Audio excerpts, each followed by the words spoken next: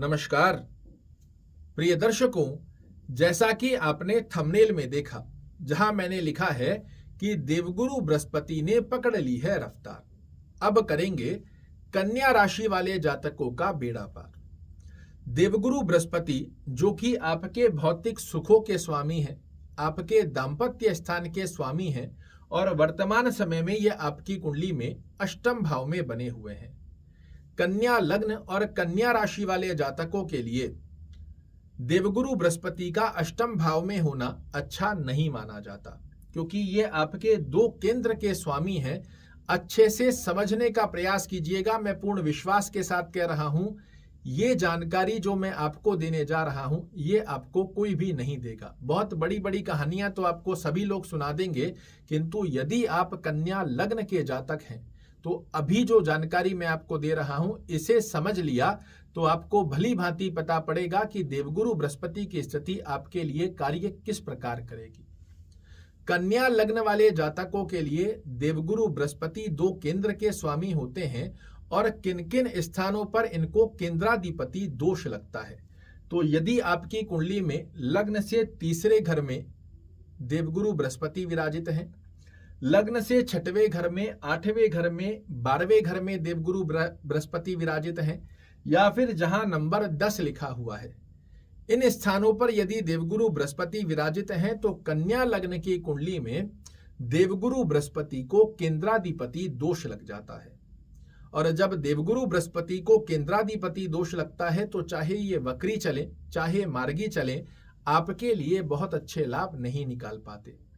किंतु वहीं दूसरी तरफ यदि देवगुरु बृहस्पति आपकी कुंडली में एक अच्छे भाव में विराजित हैं, जो स्थान मैं बता रहा हूं, तीसरा स्थान, पांचवा स्थान, जहां पर देवगुरु बृहस्पति नीचस्थ हो जाते हैं, लग्न से छठवां, आठवां और 12वां, इन स्थानों को छोड़कर जहां कहीं देवगुरु बृहस्पति विराजित हों तो 31 दिसंबर 2023 से जब ये सीधी चाल चलेंगे तो आपके लिए बेहद श्रेष्ठ लाभ को प्रकट करते हैं। क्योंकि शास्त्र कहता है कि आपकी कुंडली का कारक भाव, आपकी कुंडली का कारक ग्रह आपकी लग्न कुंडली में एक अच्छे भाव में बना हुआ हो, उसके पश्चात यदि ये 6, 8, 12 में भी चला जाए तो आपको अशुभ फल नहीं देता।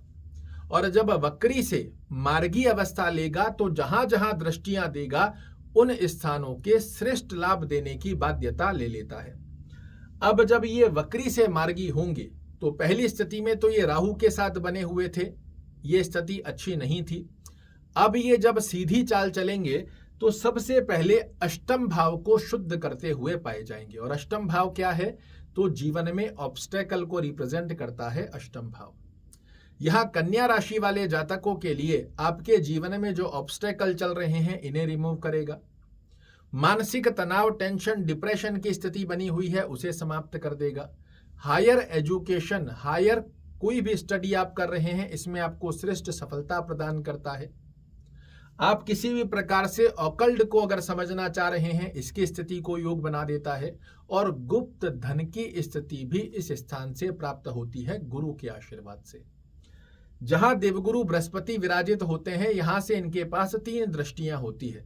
जहां बैठते हैं वहां से 5वें घर को देखते हैं, 7वें घर को देखते हैं और 9वें घर को देखते हैं। 1, 2, 3, 4, 5, 5वां घर हुआ द्वादश भाव। ये क्या है? तो ये है आपका व्यय भाव, खर्चों का भाव, फिजूल खर्चों की स्थिति। अभी जब देवगुरु बृहस्पति उल्टे चल रहे थे तो फिजूल के खर्चे भी आपने बहुत देखे। स्वास्थ्य रूपी योग में भी प्रभावित अवस्थाओं को देखने को मिली। कोई कोर्ट कचहरी की स्थितियां भी कई लोगों की बिगड़ सी गई। किंतु जैसे ही 31 तारीख को ये वक्री से मार्गी होंगे, आपके फिजूल के खर्चे समाप्त होंगे। स्वास्थ्य दृष्टिकोण आपका पुष्ट होना प्रारंभ हो जाएगा। हॉस्पिटलाइज खर्चे यदि आपको देखने को मिल रहे हैं, वो समाप्त होते हुए दिखाई देंगे।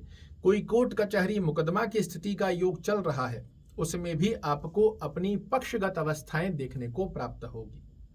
विदेश से संबंधित कोई कार्य आपके रुके हुए थे, बार बार आपको लग रहा था कि अब होने ही वाला है, फिर उसमें कुछ ना कुछ रुकावटें आ रही थी, तो इसमें भी आपको सफलता दिलाएंगे।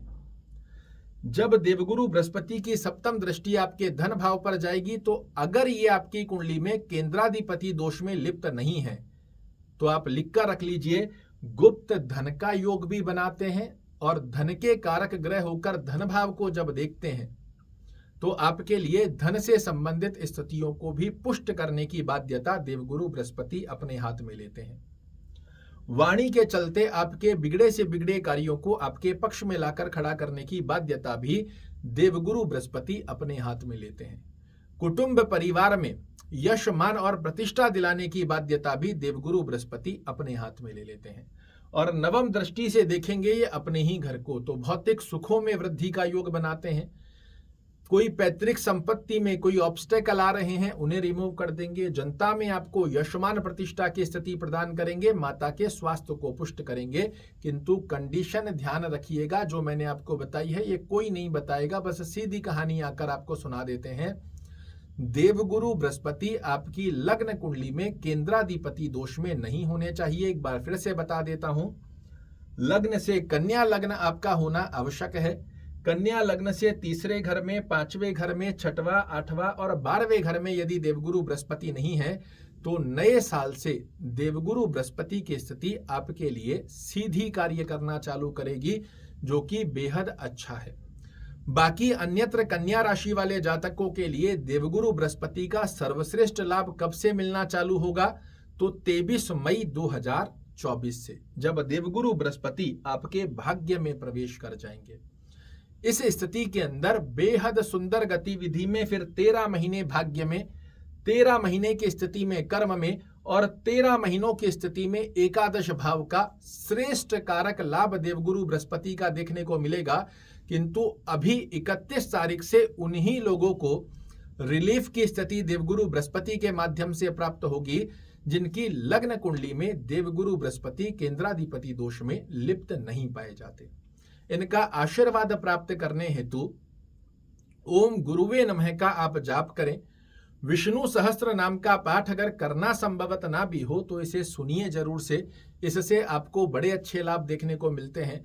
अगर घर के आसपास में कोई विष्णु लक्ष्मी नारायण का मंदिर हो, उसमें यदि आप महीने में 1 बार, 2 बार, 3 बार, जितनी भी बार संभवत रहे, या गुरुवार टू गुरुवार दर्शन करने का नियम बनाते हैं, यहाँ देवगुरु बृहस्पति का आशीर्वाद आपको प्राप्त होता है।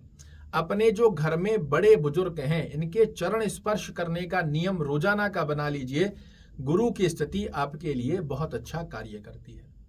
आशा करता हूं मेरे द्वारा दी गई ये जानकारी आपको पसंद आएगी। कल फिर से एक नई जानकारी लेकर आपके सामने उपस्थित होऊंगा। तब तक के लिए नमस्कार।